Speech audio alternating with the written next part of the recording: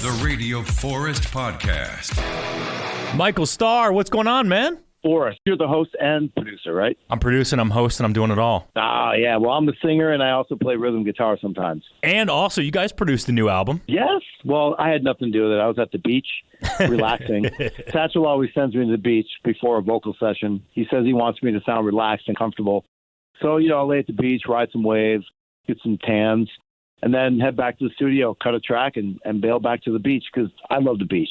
Does Spider play guitar too? I think in the 1987 video, he's got an acoustic there for a couple of seconds. So you got three guitar players? Yeah, man, he plays guitar. He's really good at it. Him and I both play guitar, and Satchel, graciously let him play one of his vintage acoustics, which normally he doesn't let anyone even touch. I think that Spider may have broke a string on that too, so he's still paying that off. Hey, Spider goes back to your Van Halen cover days with Ray being in the band and then ending up in Korn. But he played with David Lee Roth for a while. So did you have that conduit to David? Did you get stories? Did you ever get to meet him? Oh yeah, I met. Well, actually, the very first guitar player in the Atomic Punks, his name was Bart Walsh. He actually got picked by David Lee Roth to be in his band. So I got to meet him during that time and hang out with Roth and hear all the stories. And then, the replacement guy we got for Bart, Dave came back and took him too as well. Yeah. And so, I got stories from that side of it. That's when Satchel came in with Spider. And Dave tried to take Satchel from Atomic Punks. And we were like, no, dude, because we got Steel Panther on the side here, and we're not going to let that happen. But yeah, it was great stories, good times. And just remembering back to being associated with David Lee Roth and being his farm team for his band was pretty awesome. The David Lee Roth farm team, you got to get jerseys. That's the best place to find people who love your music and know every single song is to, hunt down a tribute band. Yeah, and you guys got that brand new album coming out on the Prowl, February 24th. Congratulations. You've got a tour set up. It looks like a lot of shows are selling out already. Yeah, it's doing really good. We're so excited to go out and promote our new record and play all our songs from our last 5 records too as well. And, just go out there. And we're finally bringing back the VIP meet and greets. It's been almost 3 years since we've done them. We didn't do them during the pandemic for obvious reasons. And now we're finally back doing it. So if you want to do a meet and greet, go on steelpantherrocks.com and get yourself one. And we look forward to meeting you soon. And aren't you doing a couple after show parties? I forget what city it was, but it looks like you had something scheduled with the band after the concert. Yeah, we do a lot of after parties too as well, because it's fun to hang out with people who are like-minded and love bands like Van Halen and Metallica and Poison and Scorpions.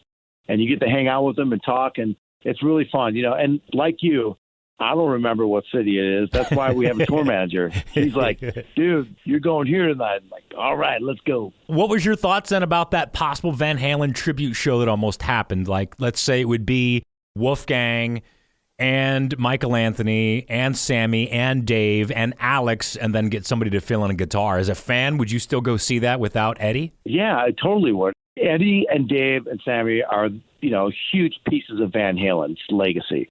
But the other guys are a huge piece of the legacy too as well. So, yeah, I would really enjoy that. Especially, seeing Sam and Dave hug it out would be pretty cool. I mean, look, at the end of the day, there's not much time left on the planet for everybody. So why not just bury the hatchet, hang out, sing, and rock out and make people happy? Because Van Halen, man, in my opinion, is what started heavy metal. Now, what about Gary Sharon? Do you get him up on stage for a couple of songs, or you just skip that? Yes, he should get up and do More Than Words. That would be really cool. He can play Fire and Ice. That's a cool song. He is part of the legacy. It was just hard for people to accept that member at that time. So I get it. I understand it, but he's still part of the legacy. So is Mitch Malloy. What about Axl Rose? Do you have any Axl Rose stories? I know Panther is open for Guns N' Roses, and I'm pretty sure you know Sebastian Bach. I think Sebastian and Axl are like BFFs. But Axl seems like he keeps to himself. So have you met him? Do you see him around? We played the Forum with him here in L.A., and I remember really clearly, I'm like, when are we sound checking? And the tour manager says, no one can sound check. Axl is taking a nap. And I thought, he closed down the whole arena so he could take a nap. I was like, that is the coolest heavy metal move ever. Yeah. And so I went up on stage, and I'm talking to his wardrobe guy. He's like, Michael, come here, check all this stuff out. We've been friends for a while, and he's showing me every single band. He's got this huge, I don't know, it's kind of like a huge closet on stage, and he's got all his bandanas, all his hats, all his scarves, different shirts, jackets. He showed me everything. And that was really a cool experience. But to answer your question, the only time I met Axl is when he looked at me and I was in the audience. You guys are now selling out these shows. You're on your sixth album, I think, if that's correct. But talk about how long did you guys grind it out? I know you did the Viper Room and you did the casino route and you guys are playing 3-4 shows a week. Talk about how long you put in just the hours and the time and the grind before this really started to take care of itself, I guess. Yeah, we started a weekly show in Vegas in early '96, and that's what really started taking off for us. And then we ended up moving the weekly show to the Viper Room in '99, and we started there, and we started selling out the Viper Room, and then we started selling out the Roxy, and then we moved to the biggest club on the Strip called the Key Club, and we sold that out for 4 years, and then that place closed down, and we moved to the House of Blues on the Sunset Strip, sold that out, closed it down. We got signed in 2009. You do the math, right? It's been a long journey, but every step of the way we've went up to bigger venues, started selling those out, went up to another venue, started selling those out. Then we get signed and we start touring and we're selling out clubs all over the world. And then we start, playing these huge festivals, and it just keeps going and going and going. And I'll tell you what, it's not something that just happens. You have to work for it. So we've been working our asses off, man. And we don't take it for granted because it can go away at any time. One of us could die of a heart attack at this age, like tomorrow. So let's just enjoy it and keep going. What's so good about the year 1987? You've got the song and a video 1987. You've got the new guitar pedal. It's got delay and it's got distortion. So what is it about that specific year that's so great? Well, that pedal 1987, you plug your guitar into there, you don't have to worry about it. You're going to sound like 1987 Whitesnake meets the Scorpions and Van Halen mixed all in one. It's a great pedal. And 1987, the song is really about reflecting back at a time when heavy metal was at its peak.